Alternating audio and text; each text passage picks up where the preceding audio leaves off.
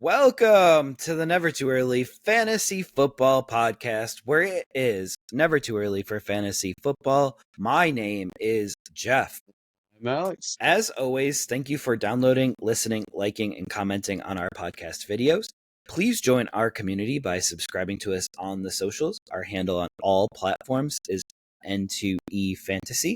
We're also available on all major podcasting apps by searching N2E Fantasy. Alex, what do we have on today's show? On this episode of the Never Too Early Fantasy Football Podcast, we are recapping all Week 5 action, and we are getting you ready for Week 6. So let's go ahead and start with our recap here. Jeff, remind everyone that some teams were on bye weeks this week, and that was the Falcons, Bears, Packers, and Steelers. Now we can go to the Thursday night matchup between the NFC West teams, the 49ers and the Los Angeles Rams. Jeff, who did we pick here and what happened? Alex, we picked the Rams in this one. Unfortunately, the injury-depleted San Francisco 49ers were able to pull out the victory in this one with Mac Jones and Kendrick Bourne reuniting their connection from New England days, and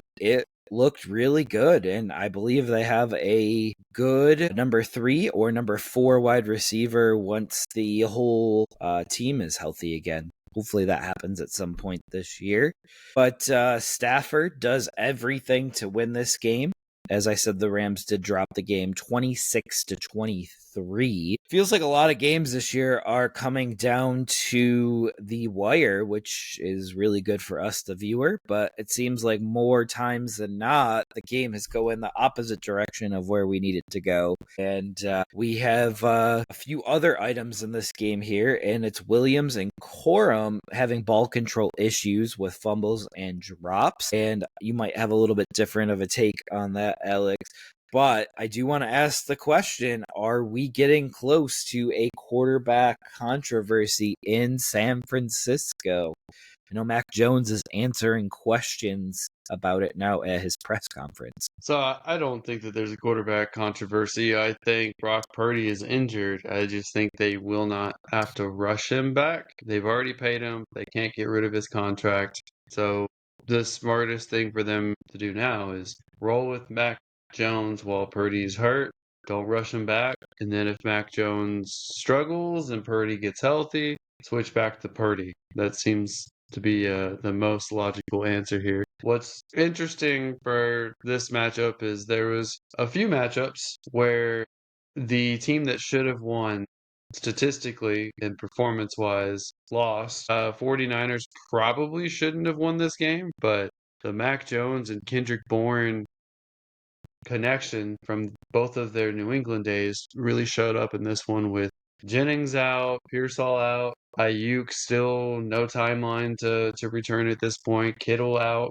So the fact that they did pull off a win in Los Angeles is pretty incredible. And it seemed like it was a home field advantage for them with most of the crowd being 49ers fans. That's what it seemed like. Yeah, it's really weird, the home field advantage that the Rams and Chargers have in Los Angeles, but it's even more funny because they actually have good products that they're putting on the field right now. So you would think that they would have established a good home base here, but that has not been the case. Anything else on this matchup? It was a great Thursday night matchup. I did notice that Tutu Atwell had yet another good deep threat game where he got a couple big plays. Do you think he's going to stay fantasy relevant at this point, or do you think it's just like a random dart throw opportunity if you like a desperation play in fantasy? So they're going to go with Puka getting the majority of the work. They're going to go with Adams after that, but that will not stop them from taking 1 to 2 deep shots a game. And if he hits it, great. If he doesn't, you got a 0 spot in your lineup if you do start him. So That was the only thing I had left in that one. You want to move on to the London game? Yeah, absolutely. It's the Vikings at the Browns, first London game, second Viking game overseas. Alex picked the Browns in this one. I picked the Vikings. The Vikings did win this matchup, so I'll be happy to take one up on Alex here. Dylan Gabriel did have a decent first outing. A lot of checkdowns. He is so far a checkdown Charlie. The Browns do fall, as I said, 21-17. And the Vikings here come out with more questions than the Browns. Well, the Vikings quarterback situation here, Kevin O'Connell did not want to answer any questions about his quarterback going forward. That seems ominous. There's reports out there that JJ McCarthy may not be ready following the bye, and it's interesting that they play Philadelphia that game, so maybe this is a confidence keeper for JJ. But it'll be interesting who the quarterback is after the bye week. Alex, who do you think will be the quarterback? I think it will probably be Wentz for another week. I don't know how much longer they're going to roll with Wentz, but I do think as long as they're winning games and he doesn't have a horribly bad game, they're probably going to stick with him for a bit longer. As far as the game goes, Vikings didn't pull ahead really until the fourth quarter. It seemed like it was Cleveland's game for most of this matchup, and honestly, if it was a different quarterback other than Dylan Gabriel, I think they probably would have won this one. I'm just curious with the strategy there with the other Kevin Seifert, Stefanski? why Stefanski, whatever. Kevin S, not Kevin O. Why they are rushing so much with Quinshon Judkins. I really like Quinshon Judkins, but they have Judkins, Sampson, and Ford. When other teams are splitting carries, why aren't they? And why aren't they creating better passing opportunities as well for their multiple and myriad options in the receiving game? That's not a Seems very bad. conservative. Yeah, it's not a bad question. Do you think that Judkins though is a top 10 back going forward? Yes. Chubb to Judkins almost seems not fair, but here we are. Yeah. Here. I really like him. I think he's the best Ohio State running back this year. And Henderson hasn't really done much with his opportunities, but we can talk about that later. I'm concerned the Browns can't score more than 17 points. That's true. So you said the Browns could win with any other quarterback. Could have they won with, which we'll get to in a second, their former quarterback, Joe Flacco? I think it would have been pretty similar, but I do think he would have been slightly better than what Gabriel did this game. Okay. I can live with that. Isaiah Bond is becoming the number one wide receiver in Cleveland right before our eyes. He led with 7 targets. Pretty interesting. Also, the check down nature of it all that I was mentioning earlier benefited Njoku. And flipping over to the other side. So we thought Bond might have some concerns off the field. We know that Jordan Addison had some concerns off the field. He was benched in this game for the very first quarter. Didn't get his first catch until after halftime, I believe. And funny enough, it was because he missed a walkthrough. Like, the guy was just suspended for 3 games and he's missing walkthroughs.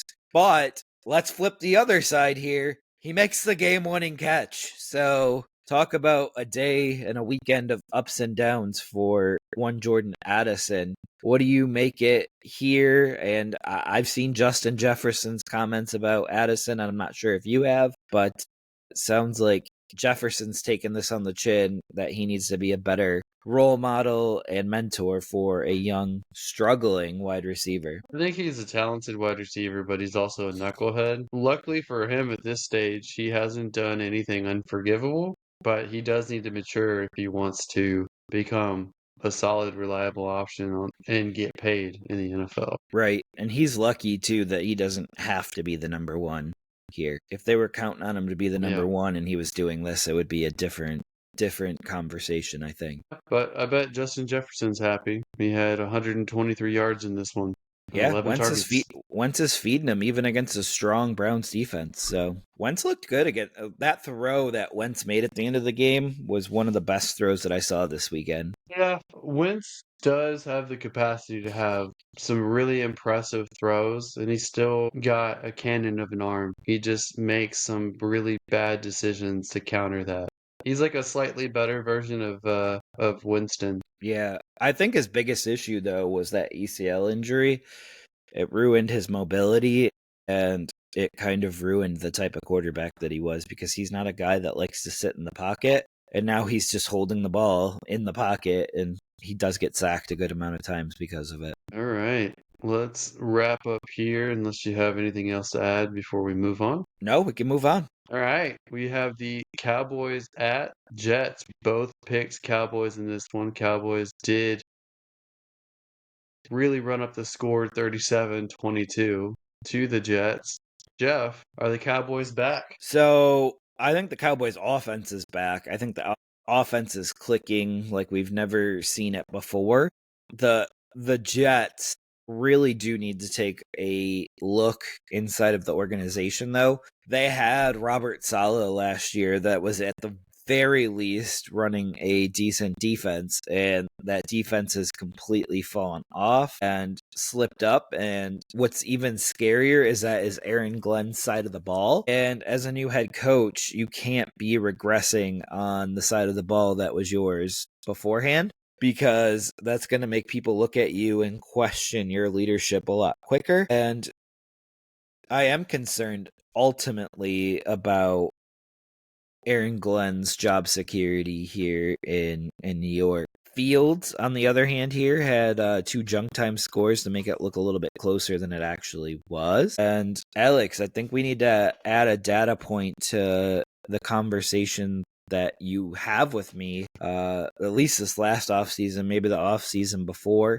But if we look at Javonte Williams and Breece Hall in this particular game, they are what, 2+ years removed from their ACL tears now? And they're both back up to their prime running days, and maybe even for Javonte beyond his prime running day. So I think that data point, especially for a young running back, needs to be looked at. And I think Javonte could be a league winner this year as of right now. He's looking that way. I also think he's getting more primary usage than he did even with his good years with the Broncos. So he's performing dramatically better than what I expected this year. I'm just keeping an eye on him to make sure, but I know for next week's matchups, I know Dottle has some revenge in mind. So we'll talk about that later. But the offense looks good for the Cowboys. Frenemy, your enemy, Justin Fields, and the Jets offense now. I mean, he's there. He can score when defenses are soft. What was the stat that I had sent you the other day? It was, I think it was when a team scores more than 21 points, he's never won in his NFL career. That's mind-blowing to me because I think even the most basic NFL quarterbacks should be able to put up 24 points as long as you're like a middling average starter. So I am confused at why Justin Fields is unable to do that. As you pointed out, he has played for 3 sets of defensive coaches, and that is a problem to start a career. But my rebut to that would be the fact that none of the offensive coaches are calling for him right now. And we see what happened with the Chargers and Trey Lance. Looks like Trey Lance has revived his career as a backup, but it's an offensive team that's taking a gamble on him. So what do you think? It's really weird that I do think, one, he never got the proper development with the Bears, didn't have the supporting cast. So Give you that. He's constantly on a team with the defensive-minded head coach, bad offensive coordinator, bad offensive line, only one weapon in the passing game. So he only gets like one good wide receiver, kind of middling tight end. There's no number 2 wide receiver, I don't think, on any of those teams, unless you want to count early Mooney. So Darnell Mooney was a solid compliment, I guess, to DJ Moore for a short period of time, but he's not really given much, not really developed, doesn't have an outstanding offensive play caller, not even as an offensive coordinator. So it's hard to know if now he just has bad habits that are ingrained in him that he'll never fix. But he does hold on to the ball too long. He does lock down with wide receivers. He does have sloppy footwork. Really, the only things that he does for the fantasy community is target his number one option a lot, and he's got mobility himself to get points on the ground. But as far as an NFL quarterback, he's just an unknown because there's always the potential that if he was in the right circumstances, he could be something. But at this point, he may never be anything. Sad, because he's a fun fantasy quarterback, and that might be the nicest thing that I can say about him right now. Well, I know you would also probably say he's better than Anthony Richardson, too. He is. I was out on Anthony Richardson very fast, and You were I out believe before he was ever drafted. you're out now, and it's because everyone was comparing him to Josh Allen. There's only one Josh Allen. There's only one quarterback that's ever improved their completion percentage as much as Josh Allen has, and we're always looking for the next. I believe you had Isaac Tesla being the next Puka Nakua. I think there's only one of those. So just my You get caught up with the name too much. When people make the comparisons, they're not really saying they're going to live up to that level. They're saying stylistically that's the caliber wide receiver that he could be. Yeah, I just feel like that puts unrealistic expectations on the player, but I hear what you're saying. Well, you also have to have a quarterback that's just going to pepper him with targets. Like Stafford just picks and chooses. Like he made Cooper Kupp, he made Puka Nakua. He's probably going to make the next wide receiver on that team. And is Puka really as good as people think he is, or is Matthew Stafford making him look like a top receiver, or is it both? Is he a good wide receiver and Matthew Stafford peppering him with targets that's bringing it to everyone's attention? Hey, I like the peppering of targets, that is for sure. All right. You ready to hop over to the next game? I think that you'll want to discuss this one. The next one, the Denver Broncos at Philadelphia Eagles. Yeah. Who'd we pick? We both picked the Eagles. The Broncos upset the Eagles. This was another game where statistically the Eagles should have won this game based off their performance and expected outcome.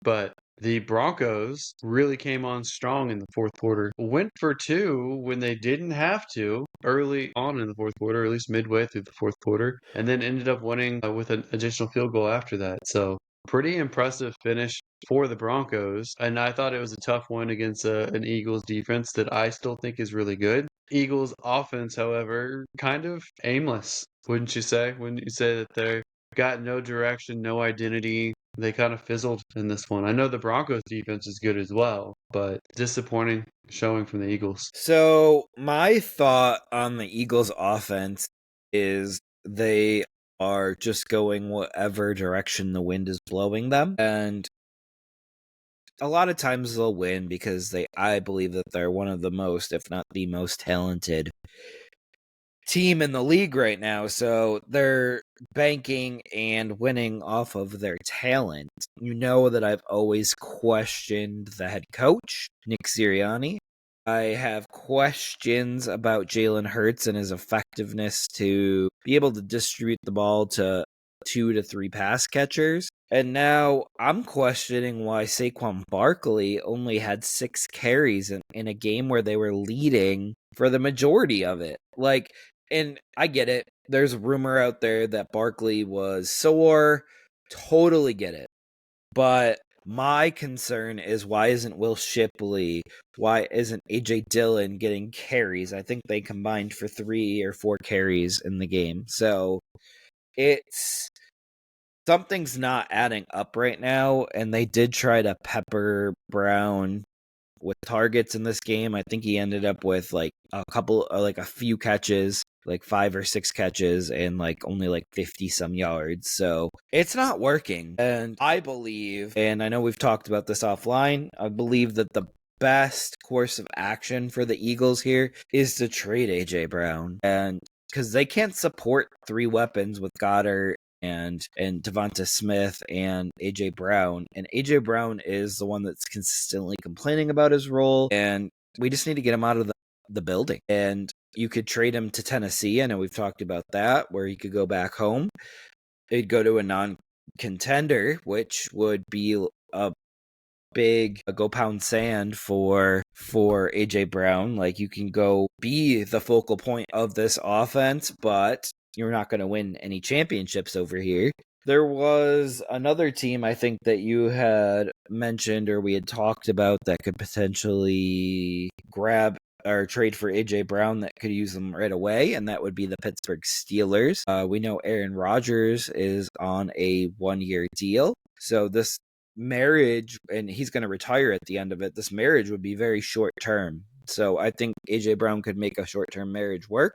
I think Aaron Rodgers could make a short term marriage work. And at this point, they have to be really close to be considered the favorites for this division right now. So, and they only have DK Metcalf that they trust. Yeah, I do think that AJ and DK would probably be a very mercurial wide receiver room, but they would be probably the top 2 wide receiver duo in the league, especially if Rodgers is peppering both of them with targets. Yeah, and they only have to get along for 3 months. So I could almost get along with anybody for 3 months if I had to. Even me? Right, man. We're on 174 episodes now, so I guess so. But did anyone stand out to you on the Broncos in this matchup? The only one that really stood out to me, actually, 2 that stood out to me is performance-wise, Courtland Sutton almost had 100 yards on this one, had, I think 10 targets. He got most of his yardage, I think, in the fourth quarter, but he's always proven that he's the number 1 guy there. No one else has become a wide receiver 2 on that team at all. Everyone else behind him is rotational. So they could use someone like AJ Brown, but we both know, we've talked about it offline, Sean Payton just doesn't go for that kind of player. Maybe he would go for Saints wide receiver Olave, but Makes a lot I of doubt sense. they'll bring any wide receiver in. Yeah. But I wonder about I am Olave. surprised. Yeah. He's still the number 1 guy with the Saints, but when will they call it quits on the season and potentially ship him because they're not going to pay him? I don't know. But the other guy with the Broncos that I was surprised with, stood out, is J.K. Dobbins had 20 rushes, and he's the clear leader in the clubhouse. They went from using 3 or 4 running backs to 2 running backs to now pretty much just Dobbins himself. So that's a little surprising. That's kind of counter intuitive for Sean Payton offenses. Say something nice about J.K. Dobbins. I like him. I traded for him in the league. He's one that you used to like to bash, though, because of his health. Yeah, because you always say availability is a skill set, and he was never available. Always kept getting hurt. He's been healthy mostly last year, than this year so far. Peyton has been good at keeping his backs relatively healthy throughout the years, though. I don't know if you've noticed that. I don't know if there's something different that he does. Split. Yeah. It's probably because he splits them between 3 guys. But even when Kamara was the guy with him, he kept him healthy, which was really interesting. Well, you remember they had Ingram. They had Mark Ingram, they had Reggie Bush, they had Pierre Thomas. Who was the guy before Ingram? They've always had a rotation, basically. And even with Kamara, they had a rotation. They had Jamal Williams for a minute there, I think. Jamal Williams as well. That was after Ingram, I think. Blast from the past. Deuce McAllister was before Ingram? Yep. Maybe concurrent with Ingram? Yep. I thought he ran with Reggie Bush. Yeah, could be. I think they had Ricky Williams at one point too, if I'm not mistaken. That might be before Peyton. Yeah. But he's really good at keeping backs healthy and well rested, and I expect that to continue here. He's the anti Kyle Shanahan when it comes to position injuries. All right. Anything else on this matchup here? I hate getting this one wrong, but Broncos got to be riding high after that victory. All right, let's move on to the most wrong you've ever been with the Texans at Ravens. Jeff, I went Texans because the Ravens were completely banged up. You still went Ravens because you hate the Texans with the passion of 1,000 suns or whatever. But Where did it go wrong for you, Jeff? What do you think happened with this one? I picked the wrong banged up team. I meant to pick the Niners, but just because you're banged up doesn't mean that you play poorly. I have seen Cooper Rush win games before, and this wasn't that version at all. So fully cop to that. But yeah, I didn't expect to see the Texans offense to take over like this. I didn't expect to see Stroud get 4 passing touchdowns. He actually looked really good in this game, so very positive for him moving forward. A little bit of surprise for me is Nick Chubb retains the backfield lead and actually had a good day on the ground as well. I thought Marks was going to be the one to overtake Chubb, and he already had started to. But the Ravens being a mess with Cooper Rush and Derrick Henry with 15 carries, which is better than the previous week's 33 yards. So that tells me that the Texans were stacking the box against him, because I feel like he could get 33 yards in his sleep and 1 touchdown. So he did score the touchdown. Texans coaching staff said that the running back usage was going to depend on game flow. So with them being up for most of the game, they played Nick Chubb more than Woody Marks. But once the game got out of hand, because they did win 44-10, once the game got out of hand, they even got Dameon Pierce involved. So Pierce still doesn't look that great, but at least he's getting touches and meaningful touches in a way just to keep him fresh. I'm surprised with how spread out they cast their targets. They got Christian Kirk involved really for the first time. I know he was out last week, but played last week. But this week he finally got involved a little bit more. Even Dalton Schultz got involved, Higgins and Hutchinson, who had 2 touchdowns in this matchup. And Jalen Noel also got his first NFL touchdown in this one. Nobody really got a lot of yardage or a lot of targets, though. Yeah, that was a little bit weird. Hoping better days when they have a more competitive matchup for their number 1 targets, which you say Justin Fields does it. Offline, you told me that Matthew Stafford peppers his number 1 target. I'd love to see Stroud start peppering his number 1 target as well. Yeah. But Cooper Rush on the Ravens side, he only threw 20 pass attempts, completed 14 of them, but 3 of his 6 incompletions were actually completions to the other team. Not a very good day for that offense, and it seemed like they didn't have a lot of plays in general. The Texans controlled the clock all in this one. The Ravens without Lamar Jackson's mysterious hamstring injury are just hapless. Yeah, again, 2 weeks ago during the game, I didn't see him getting any treatment. If I didn't see him limping, you would think if it was a bad hamstring pull like they're saying it is, he would have been getting treatment and at least getting heating pads on it as quickly as possible, but it leaves a little bit open to interpretation out there. And this team seems like it's quitting also. Yeah, it seems like Lamar led a rebellion. We just don't know what about, really. Yeah. Ever since they dropped that opener to the Bills, they've kind of been pretty lackluster after that. So hopefully they can start turning it around soon, but I know I probably won't be picking them until Lamar's back at this point. Although Snoop Huntley could get the starting gig this week. That was the rumor out there that they're exploring everything at quarterback. Maybe they'll trade Russell Wilson over there. Maybe, if he's available. All right. All right. Anything else you want to comment on this one? No, I'm good. I'm done talking about the Ravens in this form that they're in right now. All right. We can move on to the Las Vegas Raiders over at the Indianapolis Colts. We both picked the Colts. Colts dominated 40-6, although it did look a little strange that the Raiders were up 3-0 for the entire first quarter.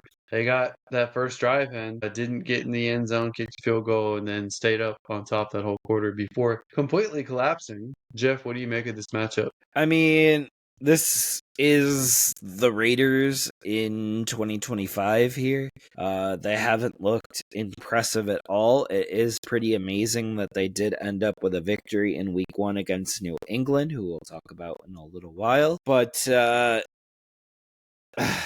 I know we've talked about this offline a bunch of times, But honestly, what are you doing with Geno Smith at this point? I don't know that they have another option right now. I don't know if they're waiting for Aiden O'Connell to be healthy. I don't know if they're exploring any trade opportunities, but Geno Smith, he makes a lot of good plays, but he also makes some catastrophic, game-changing bad plays. So him getting the sacks he does, he's getting multiple interceptions every week, it feels like. I mean, you just can't be successful turning the ball over like that. And their offensive line got worse with their left tackle going down last week and out this one. Although it looked like they were about to be fine with how successful that first drive was, they just couldn't get anything else going. So you always know what I say about that first drive. That's the only scripted drive of the game. So it tells me that Geno Smith will, when he has a script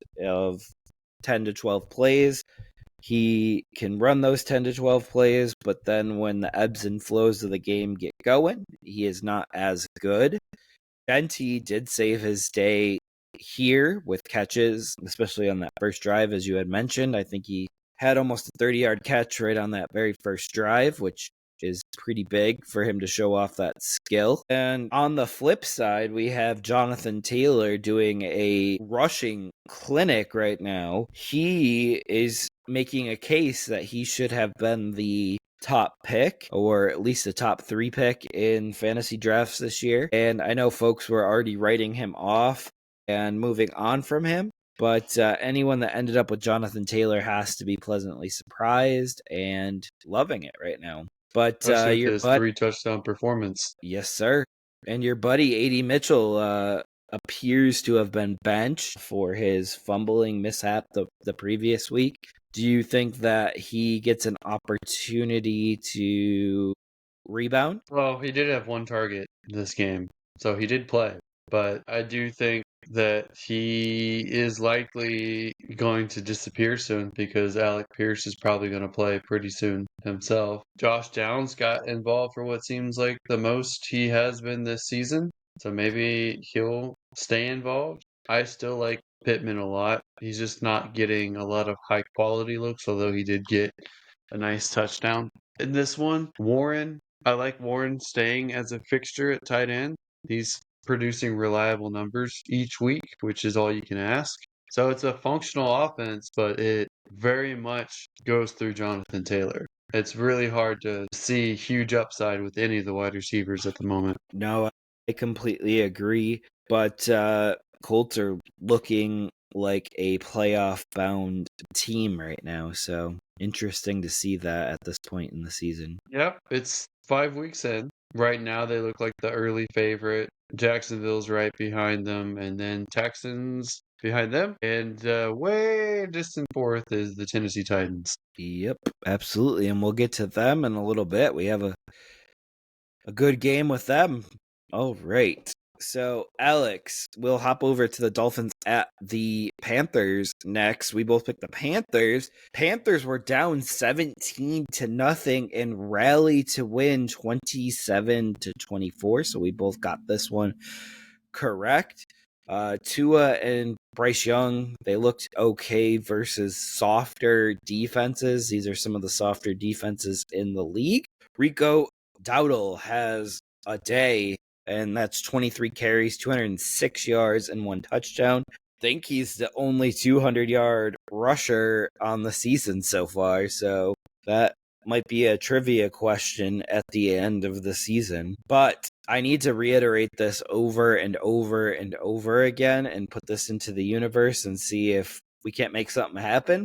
But it's time for the Carolina Panthers to move off of Bryce Young, and it's time for them to look at alternate quarterback situations next year and even potentially let Dave Canales draft his own quarterback. But what did you make of First of all, what do you make of my take of Bryce Young, and then what did you make of the Xavier Legette sighting? Yeah, I never really thought Bryce Young was worthy of the #1 overall pick, and I think he was a media hype guy. Every year it seems like there's a quarterback the media hypes up that is set up to disappoint. He's too short. He's just not confident enough. he doesn't have what it takes to be the guy, which he seems like he's a nice kid. Maybe he'll be a good coach, but I don't think he has what it takes to be the number one guy on a team. And I'm disappointed 5 weeks in, we haven't gotten Tetarola McMillan touchdown yet. I'm waiting for that to happen. I was excited to see Leggett finally get a touchdown, but he's had some bad plays where the ball gets thrown exactly to him and it goes right through his hands. So it's good to see he showed up. That's funny. That is funny. What'd you make of Waddle turning into the number one wide receiver? Just as I predicted when I traded for him. And there's reports out there that the Dolphins are looking to move off Hill in the offseason, so Jalen Waddle will be the number one for the foreseeable future here. Also, big piece is Mr. Waller. Well, also, another news item is the owner is deeply displeased with McDaniels for losing to the Carolina Panthers. And he may be gone soon, so his patience is running out. But based off of their recent history, Miami's pretty bad on the road, and the few times Carolina wins is typically at home. So that played out pretty well this week. Absolutely. And I love me some Darren Waller with another touchdown and I think 70-some yards receiving. Doing better than you thought he would. No one cares, Jeff. This is all to restart his music career. Just wait and see. Absolutely. Speaking of nobody caring, the next matchup was the Giants at the Saints.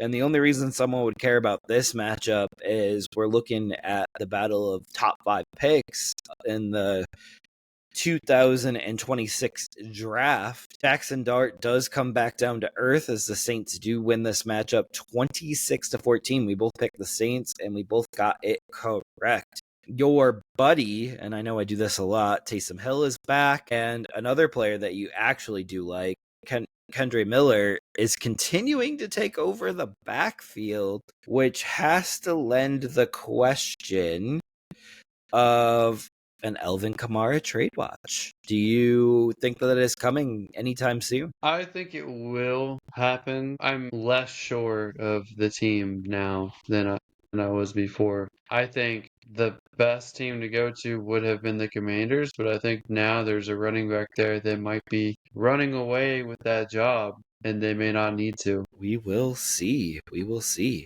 But I think the trade is coming. The Chiefs could always use a back like Kamara. The Bears, there are teams. Anything else on this lovely matchup of teams that we expect to be picking in the top 5 of the draft this year? And Olave is getting the kind of target share that you hope for. It's just not turning into touchdowns. I mean, that's always been an issue with him. Raheed Shaheed had a huge game on just 4 catches, so 114 yards and a touchdown. It's always nice to see Kamara still getting usage in the passing game. Absolutely. These are nice things. Scatterboo is becoming a thing increasingly, and we'll see when Tyrone Tracy comes back if that remains the case. But I like his odds to be the nominal lead back for the foreseeable future. I mean, he has a decent chance at pulling that off. And I liked Theo Johnson having 2 touchdowns this week. He was my 13 tight end going into the year. He was my 12 before Waller signed. I gave him a decent contract in RSO League, so I'm glad it's working out finally. All for you, Alex. All for you. Thank you. All right, game of the week up next. Let's wrap up. Yep, let's go power through these next ones and wrap up week 5 so we can get to our week 6. Go ahead, Jeff.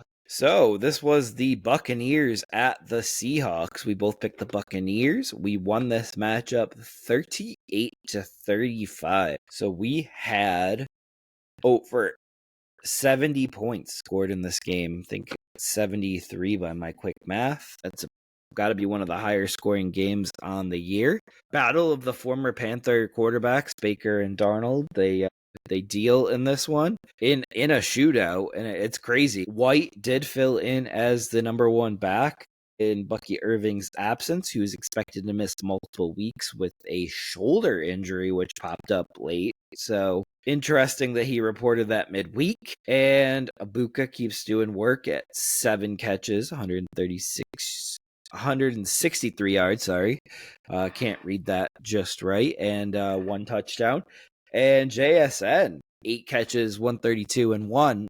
And on the running back front, the Walker Charbonnet watch, they do just enough to remain relevant for starting lineups. But eventually the luck's going to run out for one of them, and I just don't know which one yet. Kenneth Walker got the yards and Charbonnet got the touchdown. That's pretty much how that shook out this week. The Tampa Bay really didn't get much going on the ground, and I'm disappointed with their lack of success with Sean Tucker and lack of really running him out there. They barely used him. Maybe they'll improve it.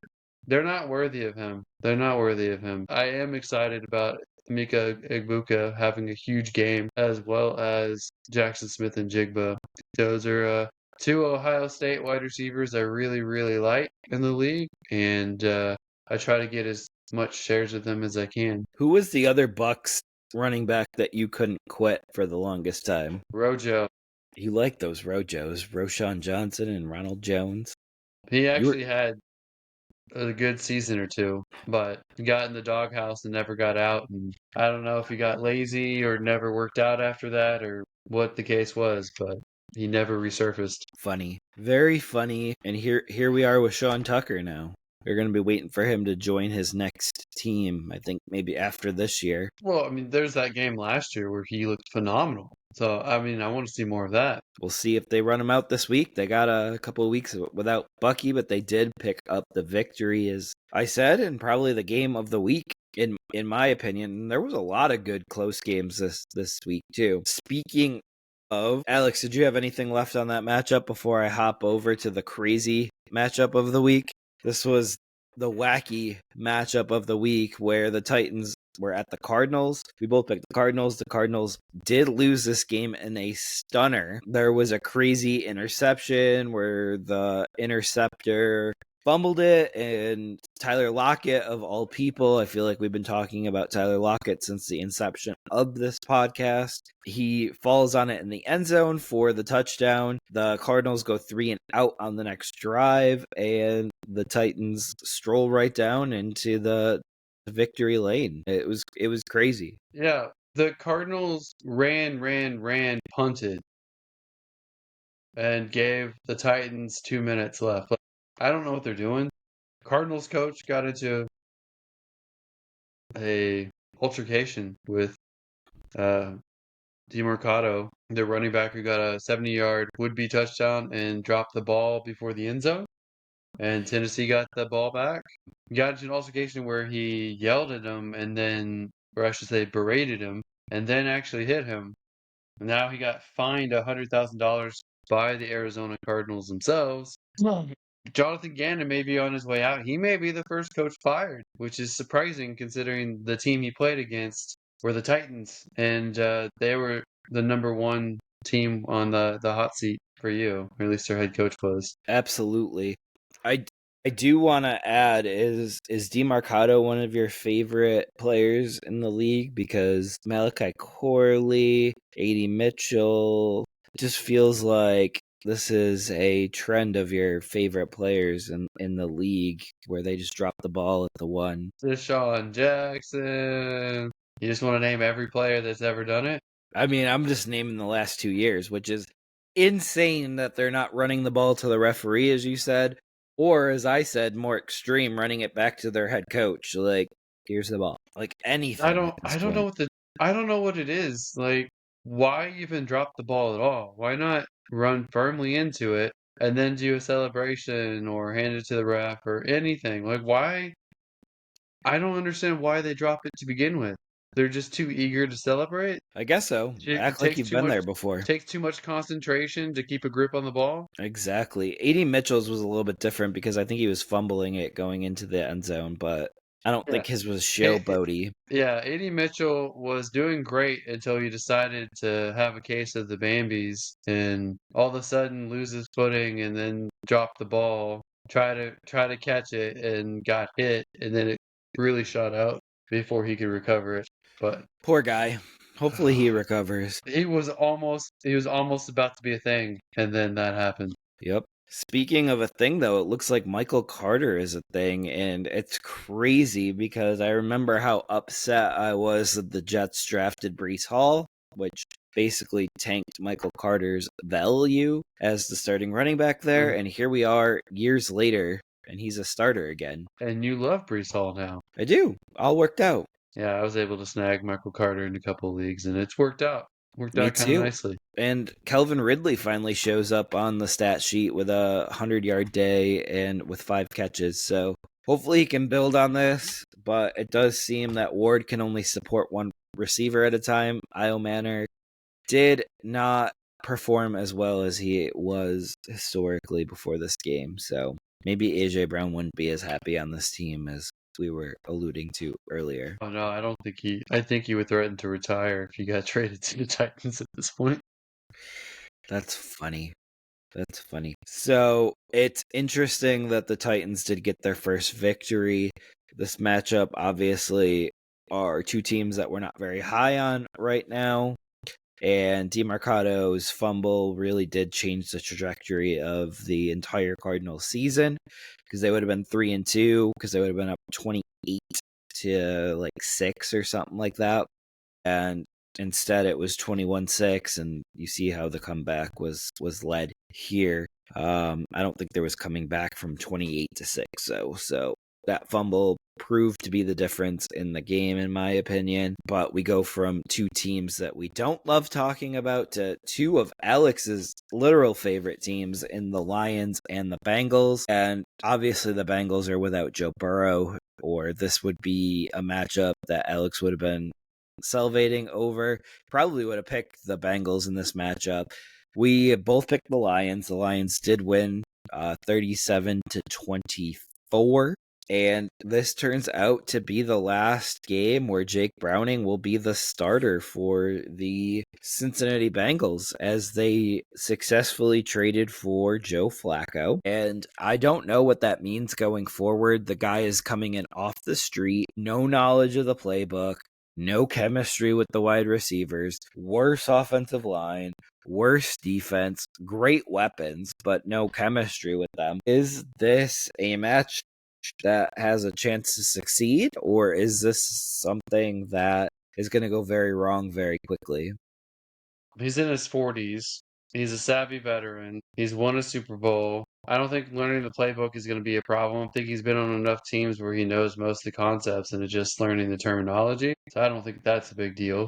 He's been playing with the Browns. I mean, this last week is the first time he didn't play this year. It's not like he's off the street, off his couch kind of situation. The only thing is going to be building a rapport with the wide receivers and learning the concepts quickly. But honestly, I think the head coach, Taylor, isn't very good at his job, and Joe Flacco could probably call better plays or draw up better plays than what he's doing. Jeff, in this cat fight, though, we really need to talk about how great the Lions look this year. And the Lions defense is interesting too. They're imperfect right now with how banged up their secondary is, but their pass rush is pretty great. And I like the 1-2 combination for Montgomery and Gibbs. This week they both split pretty evenly and statistically as well. But I am enjoying that Laporta is kind of turning into the number 2 option with the new offensive coordinator. Kind of a more traditional style offense, but I would like Tesla and Williams to be involved a lot more as well. And I feel like if Ben Johnson was there, they would have a lot higher stats. You're asking for a lot, though, because that's supporting Montgomery, Gibbs, St. Brown, Williams, Tesla, Laporta. Supporting 6 weapons is a crazy ask. Jeff, is it too much to ask for that they get 500 plus yards of offense every week? Let the running backs get it at the end of the game when it's well out of hand. Right. It is concerning, though, that they gave up 24 points to Jake Browning and the Bengals, where Ja'Marr Chase finally did have his first good game of the season with 6 catches, 110 yards, and 2 touchdowns.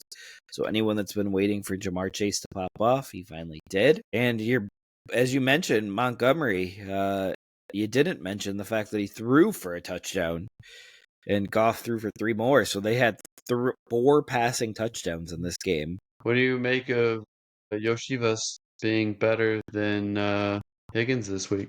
It could be a one-game aberration. Probably will be now that the quarterback's changing.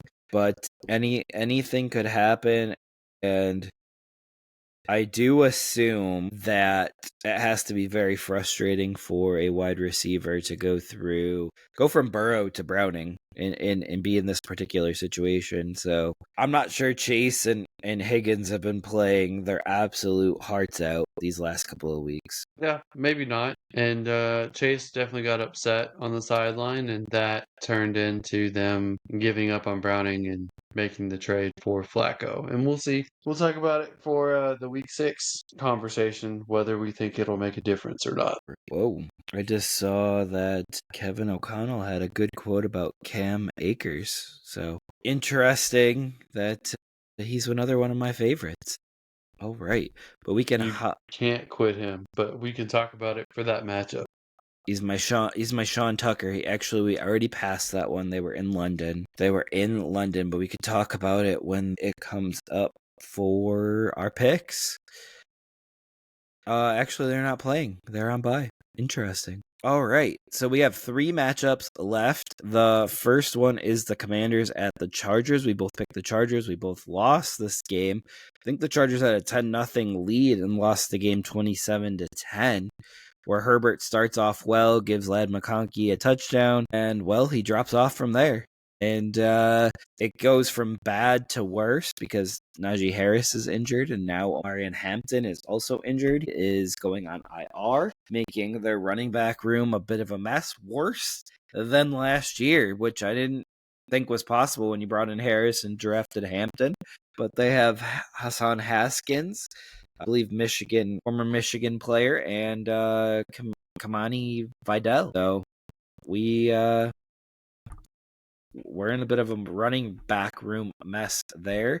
And Bill Krosky-Merritt leads this week in Jaden Daniels' return. So he is the lead back as of right now, but I don't know if I trust that. Commanders' defense really stifled the Chargers, which was kind of surprising. But again, I was telling you offline just a few days ago that I thought the Chargers' offensive line is now one of the worst offensive lines in the league, with both of their tackles being out now. And backup tackles got a few penalties in this game and allowed 4 sacks. That if Herbert was a statue like some other quarterbacks, would have been much higher than that. So kudos to him. But they had to rely on the short game, and they were really only successful on the ground while Hampton was playing. But with Hampton out, their game plan kind of crumbled.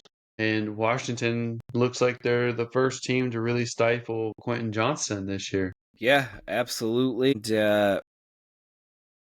I really do like the Commanders' defensive pieces that they have there. They also have Dan Quinn, a notorious defensive coach, so they should be getting better and improving on defense. All right. Anything else on this matchup? I think better days are ahead for the Chargers, and I think the Commanders' sign is pointing upward. Do you think Luke McCaffrey is going to become a thing, or is he just a situational deep threat and returner right now? I claimed him on waivers, gave up Leggett and claimed him on waivers in one of our dynasty leagues. So he is a guy, especially with 2 older receivers with Debo and an injured and hopefully coming back really soon, McLaurin. But he's a guy that's young and he's making spectacular catches, which should get him more opportunities in theory. Right. Well, I guess we can now go to the 2 primetime games. So we'll start with the Sunday night matchup.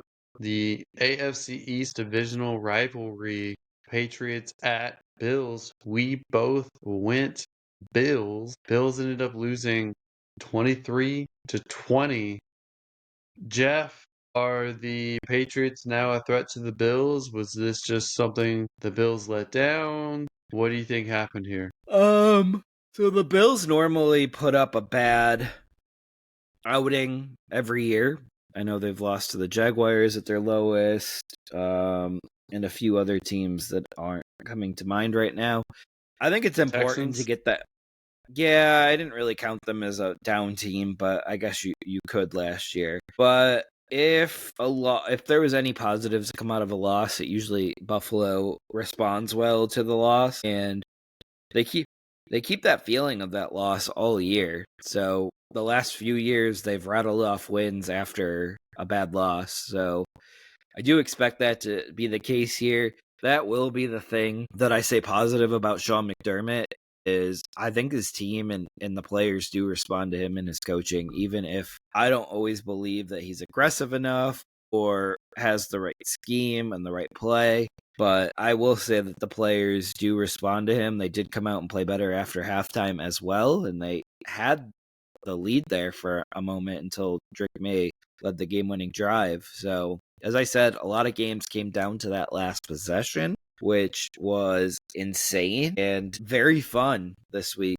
A couple blowouts, too, as we've already seen. But James Cook was bottled up in this one.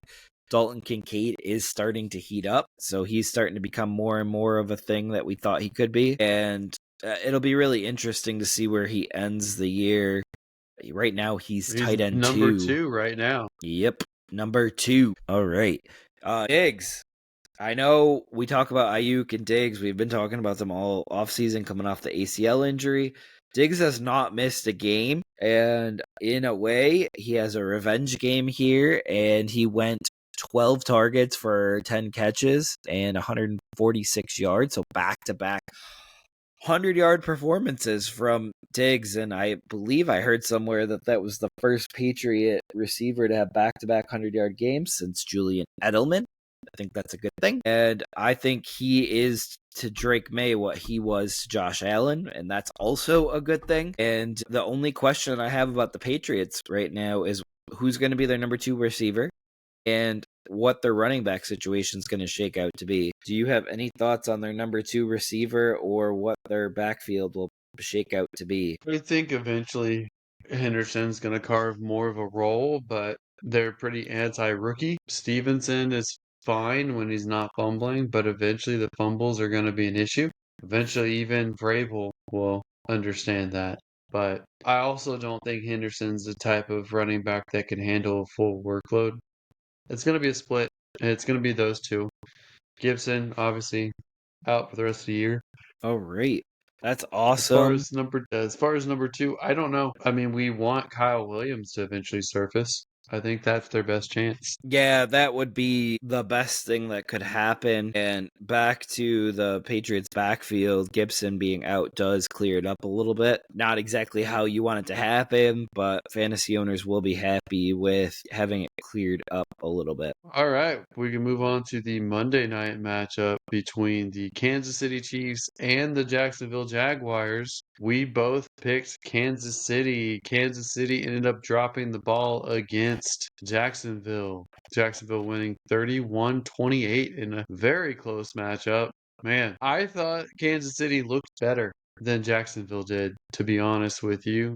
I know you and I have different opinions on Trevor Lawrence in this matchup, but I thought Trevor Lawrence looked erratic. I thought he was off target a lot, throwing it behind receivers, short of wide receivers. One play, he threw it 15 yards away from the closest wide receiver and got picked off. I thought he panicked and just started running a lot, and that's where a lot of his stats for fantasy purposes came from, because he had 10 rushes for 54 yards and 2 touchdowns. So maybe you tell me what you think about this one.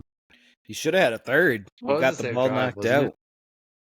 No, he got the ball knocked out. So he almost had 3. That one, I mean, that one, if they called a touchdown at first, it might have stayed a touchdown.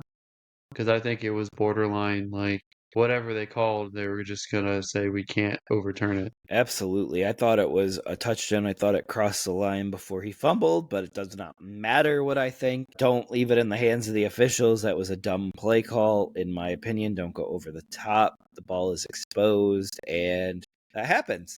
But I will say that this Jacksonville team looks like they're improving each and every week, and that includes young receivers of Brian Thomas and Travis Hunter, as well as ETN continues to get stronger and stronger each week, and Tootin looks like a good backup running back right now. Not happy that they lost. What? I think Tootin looks good right now. You don't? No. I think he's had flashes in other games, but this game he didn't look good. Yeah, I'm speaking in general. Brenton Strange will go on the IR, I think, with a quad injury in this one. So we'll see how long he's out for. He has to miss a minimum of 4 games. Travis Hunter appeared to have one of his best nights as a pro so far.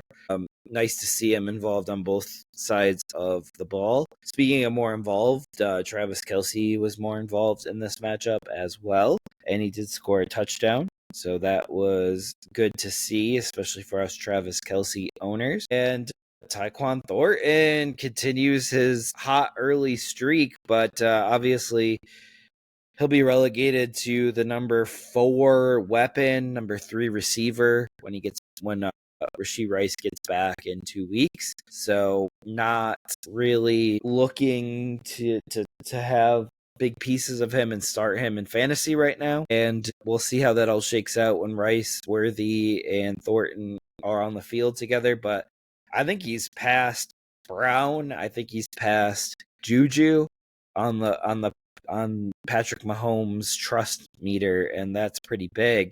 But where do you think that the Chiefs go at running back with what they currently have, and what options do you think they could look outside of the organization to potentially acquire? To be honest, the running backs look fine this time. Like, I just don't like that they split so evenly, but they look fine. They look successful this time. Hunt looked refreshed. He had some really big plays. Right. I think that does it for our week 5 matchups. Can't believe that Joe Flacco was traded this week, so that was really big news this week. Alex, I didn't ask you during the Browns matchup, but could that lead to a potential return of Deshaun Watson at some point? I doubt it, but it does make Shedeur Sanders that much closer to starting. He's going to start games this year, right? Probably. I can't Do you have imagine they'll stick with Dylan Gabriel forever. do you have an over/under? Ooh, I would say the floor is probably 4 games. Right. I would love to see that. I think I had him baked in for 9 games this year, so we'll see if he can get close to that. But I had Flacco going 4, and I think I had Gabriel going 4, and I think I had Sanders going 9. So we'll see. Did I nail? I think I nailed Flacco. Yep. Yep, 4 weeks. So you got Flacco down. Let's see if they. I don't think they'll stick with Gabriel as long as they did with Flacco. My So only Sanders could be more than issue 9. with Flacco is I'm going to be wrong because he's going to be starting on another team. But I had his Brown stats down. Well, you can't always anticipate them moving teams, especially at his age. But you nailed it with Cleveland at the very least. Absolutely. Absolutely. All right. You ready to hop over to week 6 where we prime it up and get our picks ready? Yep, let's do it. All right. First Only 2 matchup teams on is. bye week. Yeah. Go ahead with those first before I hop into the first matchup. Sorry, I was skipping The ahead. Houston Texans and Minnesota Vikings are the only 2 teams on bye week. I wish they spread it out a little more because we will have Bye-Mageddon later, but it's just 2 this week. Yeah. I don't hate that. Vikings deserve the bye after 2 weeks overseas. But Thursday night football, we get kicked off with the Eagles at the Giants, the Saquon Barkley Bowl. And Alex, I'll let you get us kicked off with who you believe is going to win this matchup. I still believe in the Eagles' talent over the Giants, so I am still going to roll with the Eagles. Yeah, it's the talent for me in this matchup, and the defense should be able to confuse a rookie quarterback. I think Jackson Dart will look not great in his prime time debut here, so hopefully it goes well. All right. We can move on to the Sunday morning game, the Denver Broncos at the Jets. I believe this is another London. Yep, another London matchup. Who are you taking in this one, Jeff? Yeah, so this game here, I am on the fence, which should be a little bit surprising to you because I know you're a big Broncos fan. But I'm going to go with the upset in this matchup, and I'm going to go the Jets. Jets have a lot less ground to travel, and they're talking about getting that one victory, and I feel like this is it. Well, I mean, maybe the Broncos flew directly from Philadelphia instead of from Denver up to London. But I will say I don't fault you for that at all, but I am still going to take the Broncos over the Jets just because I believe J.K. Dobbins is going to probably annihilate the Jets defense. It is possible. It is possible. But a little jet lag. And not to mention, I think the Broncos are riding a bit of a high right now. And we all know what the NFL likes to do when teams are riding that high, beating the world champs. Well, they already lost to the Colts earlier, so I mean they have 2 losses. Yeah, but this would be a bad one, and we both can agree with that. All right, we'll see Yeah. who's right with that one. But glad we got one difference so far, but you're on deck here with the Cardinals at the Colts, Alex. Yeah, I think the Cardinals are a joke franchise, so I'm gonna go with the Colts at home with this one. I think Kyler Murray might potentially be out, and if that's the case, I don't think the Cardinals have enough juice to really compete with the Colts, barring anything crazy happening. Yeah, I'm going to go with the Colts in this matchup. You did mention that Alec Pierce could be coming back, so potentially add him to starting lineups.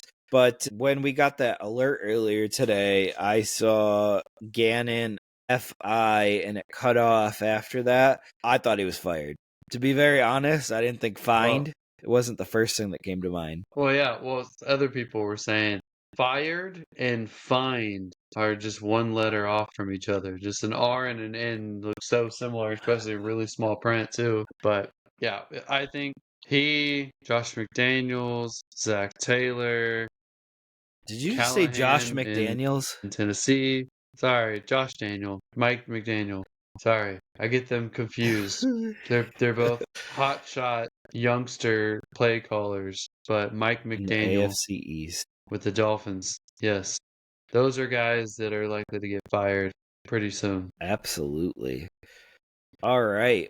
We have the Aaron Browns. Glenn probably should get fired because it's a mistake, but they just signed him, so they might give him some leeway. Yeah, I was gonna text you about Gannon though, because I had been like, "Oh, you were wrong about the first coach that was fired," and then I went and read actually what happened, and I was like, "Oh, never mind. He still might be. He still might be." All right, Browns at the Steelers is the next matchup. Alex, I will take this one. I think after the layoff and the Steelers defense, I think they will destroy the Browns in this one. So give me the Steelers. Well, we talked about it last year, and Mike Tomlin seems to do better when he has more time to prepare. So I agree with you on this one. I am going the Steelers as well. See, Jeff, I agree. Right.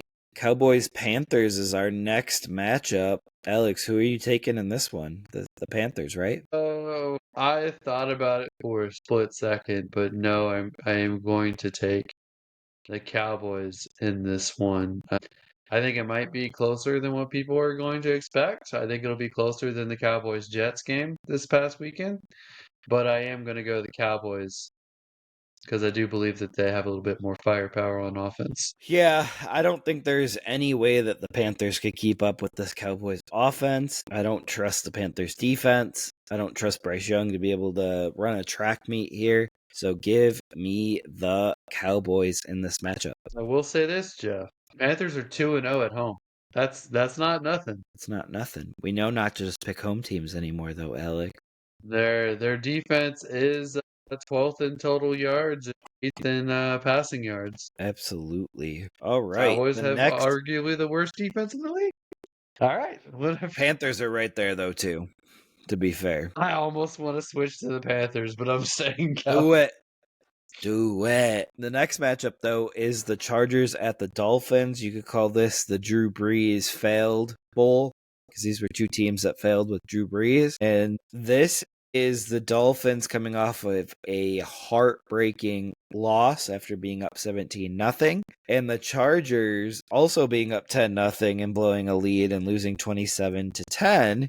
I do believe in the talent and the defense of the Chargers a little bit more, so give me the Chargers in this matchup. I'm also going the Chargers in this one as well. I do think it has the potential to be a low scoring game or a very high scoring game, very variable game, but I do think it's going to be more competitive. Absolutely. All right, you got the next one here, the Rams at the Ravens. I mean, at this point, as we are recording, I'm assuming Lamar Jackson is still out. So I'm going to go the Rams pretty handedly. I mean, Cooper Rush is not a good replacement option, and the team seems unmotivated, and they just traded a defensive end away. Rams are more intact, and they're pretty much on fire, and they should have won against the 49ers and have a longer week to prepare. So definitely going the Rams. Absolutely. I'm going to go the Rams as well. They also have the 3 extra days rest, and a banged up team versus a team on extra rest almost feels like a not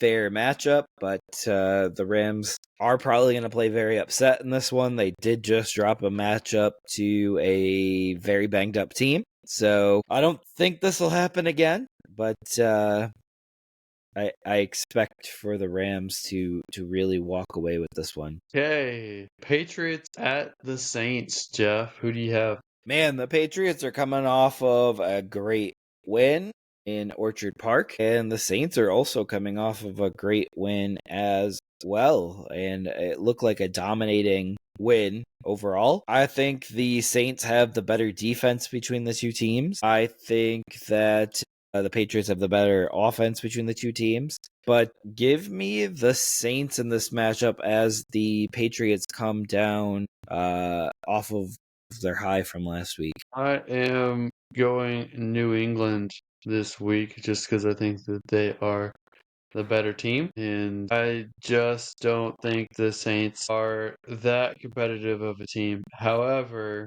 I mean they could surprise me. They've been chipper in a couple games this year so far. I just don't think they have what it takes to get the win this time. Well, if you look at who New England lost to, the Raiders, New England has a wide-ranging outcome. That was week 1, though. Absolutely. But we're only in week 6. So they have a wide-ranging loss to one of the worst teams in the league. They've beaten one of the best teams in the league. They have very clearly have a wide outcome range. Makes them not a great playoff team for this year, but they still have a few pieces that they need to stabilize before they're a perennial contender. I think that there's a very good chance they make the playoffs. Right. Shaky playoff team, though. Yeah. And before they're a perennial contender, they have to shore up a few pieces, I think. For sure.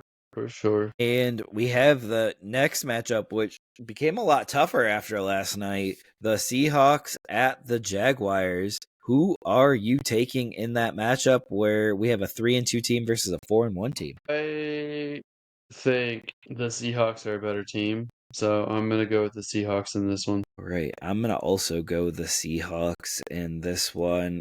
Jaguars played on Monday night, so they're going to have one less day of rest. The only makeup for that is the Seahawks are traveling to the East Coast. But I do believe that the Seahawks will play with a little bit of fire this week, given what happened last week, where they lost a shootout. And I'm not sure Jacksonville can keep up with a shootout just yet. This is going to be interesting because I want to say the Seahawks are 2-0 on the road this year, and the Jaguars are 3-0 at home. So this is going to be interesting to see who gives in this one. Yeah, something's gotta give here. It looks like the Seahawks have a little bit better of a strength of schedule, but that's still kind of early. All right, let's hop over to our next matchup where I will take it. These are 2 of the top 5 teams. We have another 2 top 5 team matchup this week. Last week it was the Giants and the Saints. This week it's the Titans and the Raiders. We've been blessed with these great matchups, I guess, lately. But in this matchup, I do expect the Raiders to rebound and get the victory in this one. Yeah, I'm also going with the Raiders on this one.